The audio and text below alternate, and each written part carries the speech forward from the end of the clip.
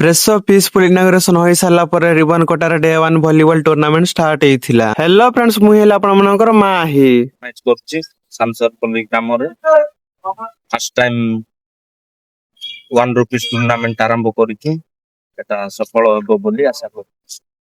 ଭାଇମାନେ ପୁରା ରେଡି ହେଇକରି ବାହାର ପଡିଥିଲେ ମସଲା ଆଣିବା ପାଇଁ। ତା ସହିତ କିଛି ମ୍ୟୁଜିକାଲ ସିଷ୍ଟମ ବି ଆରେଞ୍ଜ କରିଥିଲେ। ଦେନ୍ ଟେମ୍ପୁଲ ରେ ପିସ୍ ଅଫ ମାଇଣ୍ଡ ରେ ଦର୍ଶନ କରି ସାରିଲା ପରେ ଇନାଗୁରେସନ ଷ୍ଟାର୍ଟ ହେଇଯାଇଥିଲା। ପ୍ରେଜେଣ୍ଟ ଥିବା ଚିଫ ଗେଷ୍ଟ ମାନଙ୍କୁ ବି ଗଡ ବ୍ଲେସିଂ ରେ ୱେଲକମ କରାଯାଇଥିଲା। ଲୋକ ଗହଳି କେମିତି ଆପଣମାନେ ହିଁ ଦେଖି ପାରୁଥିବେ।